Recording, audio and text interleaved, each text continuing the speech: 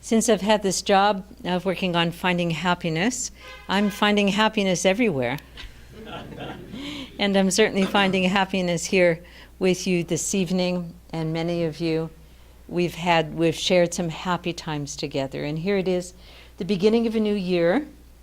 The title of my last year's chapter of this incarnation was Finding Happiness. And I think that's going to go on for quite some time. I hope by the end of this incarnation, I'll be able to say happiness found. That might be the sequel to the movie. And if there needs to be another incarnation, perhaps that as well. We think of reincarnation and of our incarnations as being a lifelong thing, that we are reborn and get to start anew once every lifetime. And how many lifetimes have there been? Oh, so many. We don't remember them, which is really a blessing, so that we don't have to carry the burden of our mistakes and of all of the Maya that has assailed us in past lives with us, at least not to our conscious mind. In the scriptures somewhere, and I don't remember where, there's the story about a mythological bird, whose name I don't remember at the moment, who comes once every 100 years to a lake, whose name I've also forgotten. But there it is, the bird that comes once a century to the lake. And in his beak, he takes away one drop. It's a big lake, it's not a little pond. Big lake. And so the scriptures say that the time that's required for that bird to empty the large lake doesn't begin to tell how many lifetimes we need to live in order to find again our perfection in God. Now, isn't that discouraging? I mean, you really don't need me here to come here and tell you that.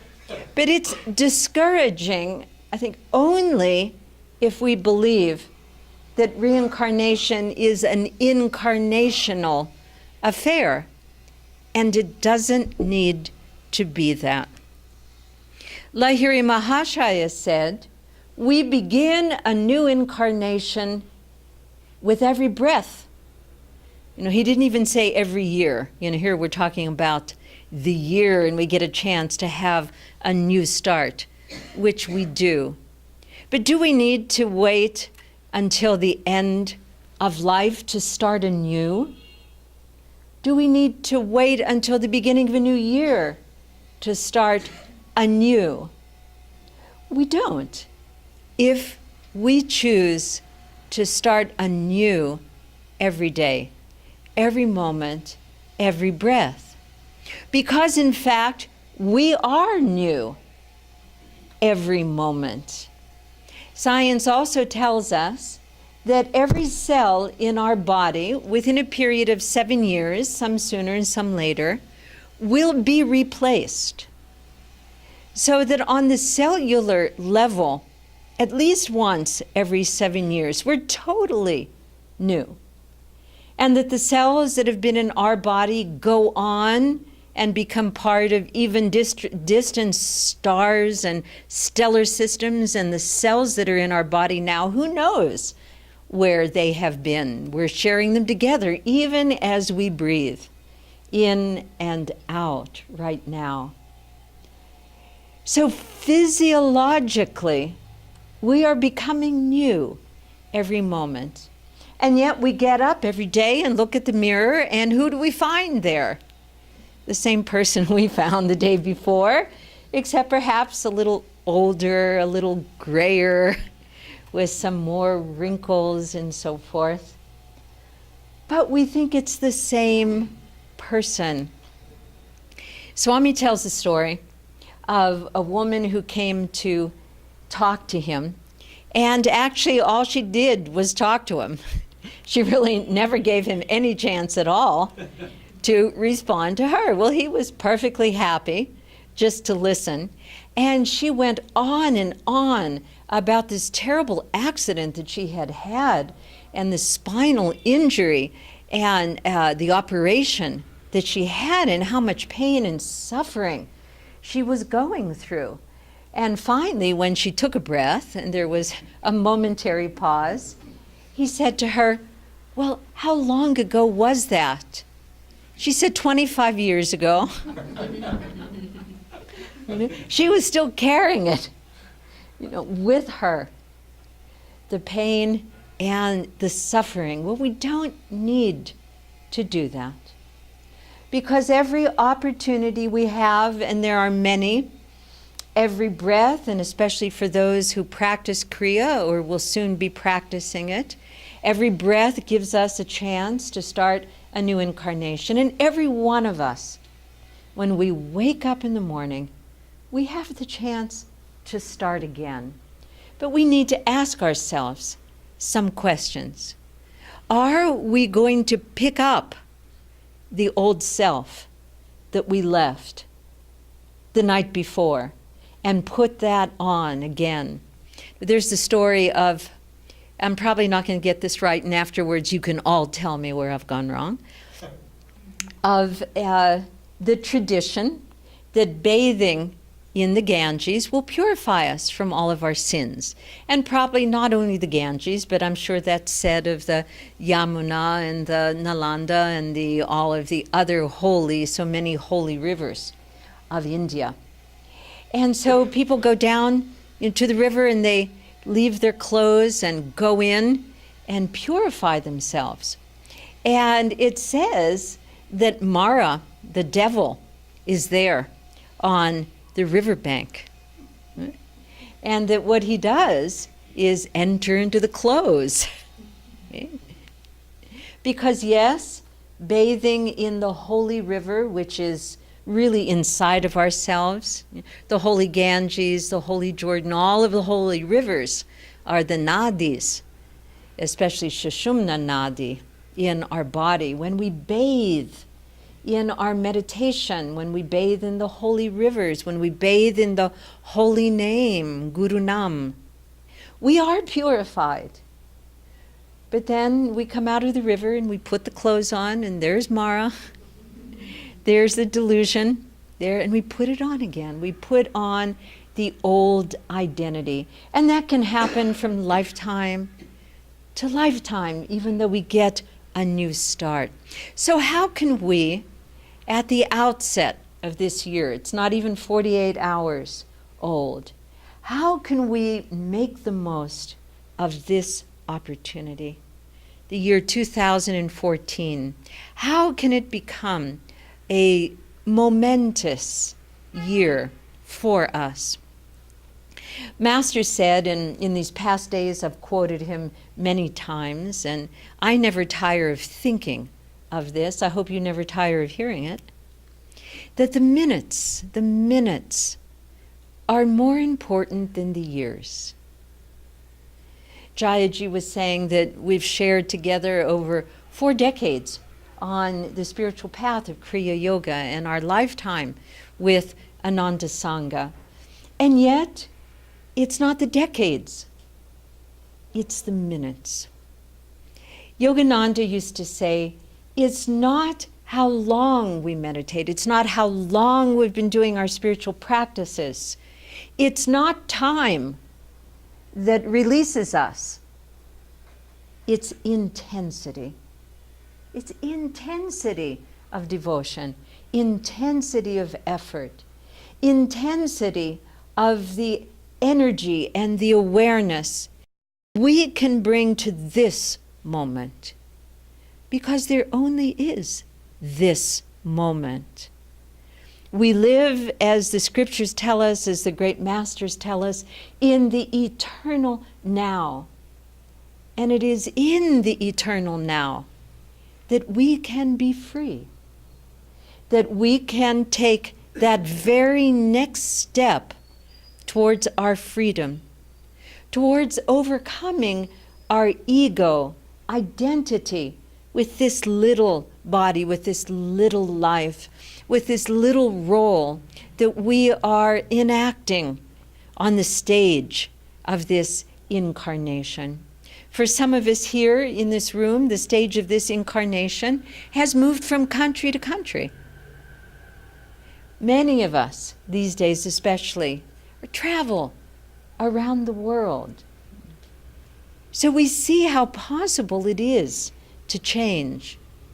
But what do we take with us as we travel? One year, it was the first year my husband and I went on vacation to Goa. And I remember it for many reasons. It's in many ways a lovely place. And it was also a vacation, and there we were. We had this time together, and we didn't have to be responsible for people. It was lovely. But in any case, we were in Goa. And we were in a little resort, and every Sunday, new people arrived. And everybody had their own little apartment, a very sweet resort. You had your own kitchen and bathroom and everything. And we were there for 2 weeks. So on the second Sunday, new people arrived, and we were sitting there by the pool, and we suddenly hear this couple speaking Italian. Well, we hadn't heard. We'd been in India for about a month. We hadn't heard Italian. We were all excited. So we went over and we started talking to them in Italian and then showing them around. And, you know, this is how you get to the beach. Come, we'll show you, and so forth. We were having a very good time together. And so then they said, oh, well, won't you come to our apartment tomorrow evening and we'll make dinner for you? And we said, fine, well, of course, we'd love to do that. And we told them where the markets were and everything. So the next day, we go and we knock on their door. They open the door. We step inside, and there are all of the fragrances of Italian food. I mean, all of it, you know, there was the tomato sauce and the garlic and the basil and the olive oil, and there was spaghetti, and it was amazing. You know, we really hadn't enjoyed that for such a long time.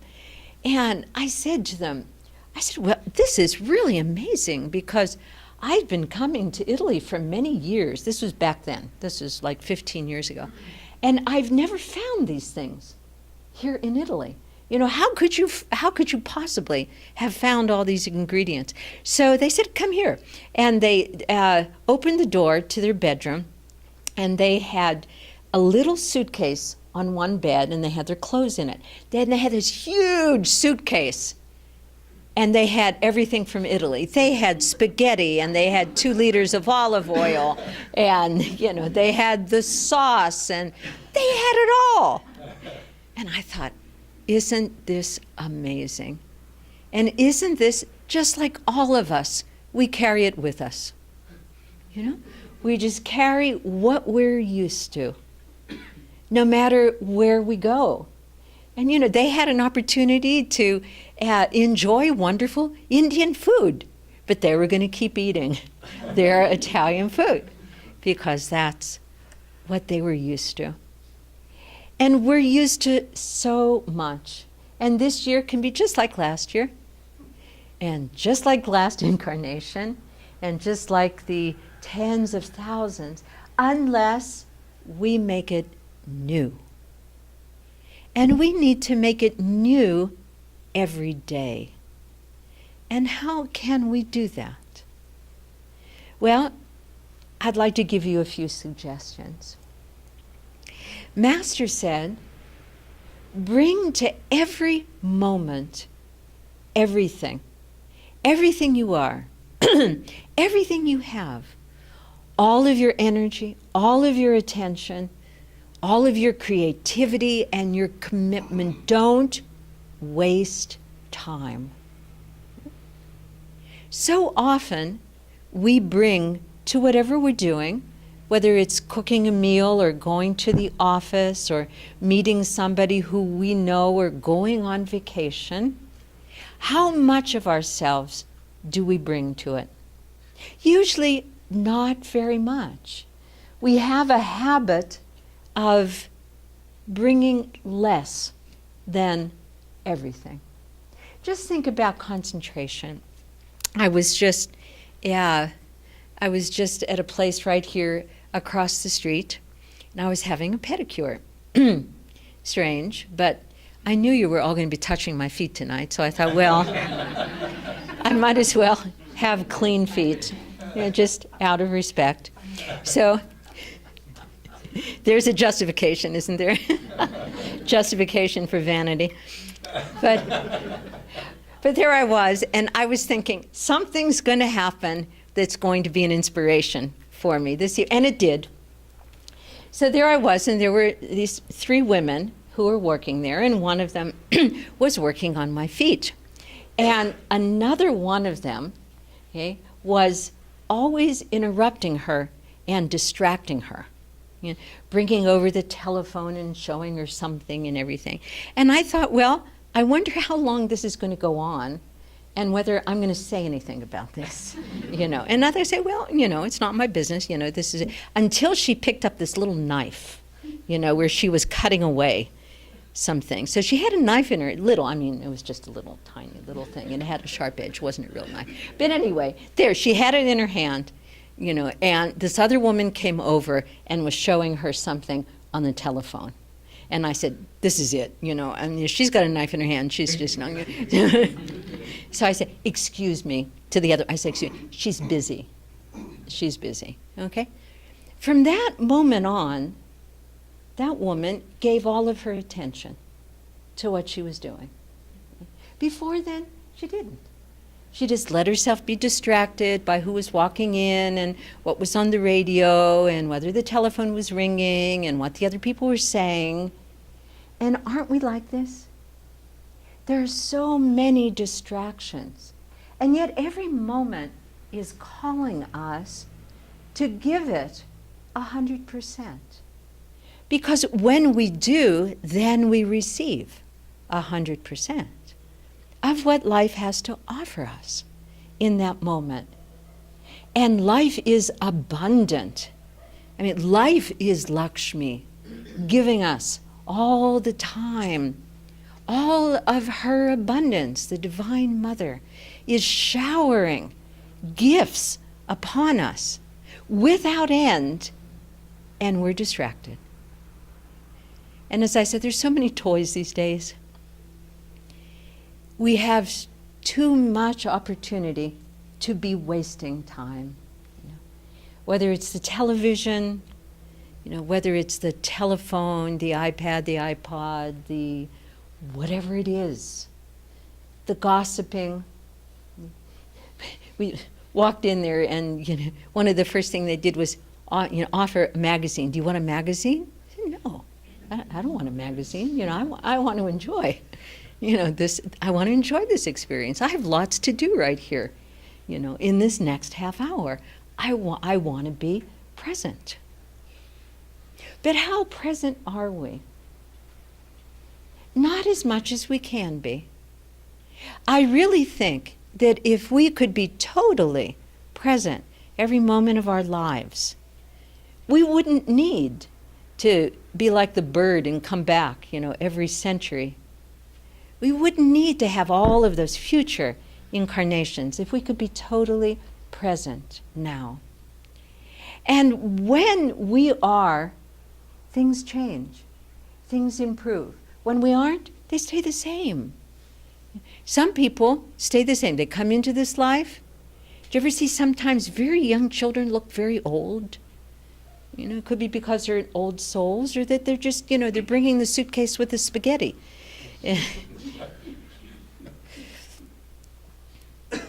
But to be totally, just totally and completely 100% present, and not be tempted by the distractions. If we could do just that this year.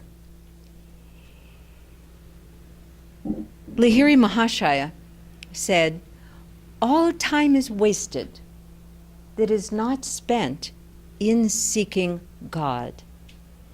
Can we take that as our mantra this year and truly try not to waste time? Don't we say so often, I don't have time to meditate. I don't have time to do my kriyas. I don't have time to spend with my children the way that I would like. I don't have time. Is that true? Do we not have time? Or is there time we're not fully taking advantage of?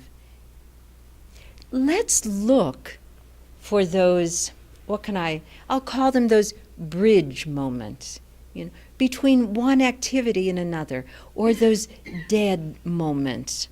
For example, I don't know I haven't had this experience here in India, but in Italy, when you go to a bank, you're going to be waiting in line. Does that happen here? Maybe there's probably not lines, just a crush, right? But there used to be a crush in Italy too, but I've been living there long enough that they've actually painted lines, on the floor, and it says, please wait here. Well, anyway, it's going to be a long line. Same thing, post office. Okay? Sometimes we don't, or you go, where do you go where you have to wait a lot? Government offices? Okay, we got that. Government offices, So you go there, and what do you do? What do we do?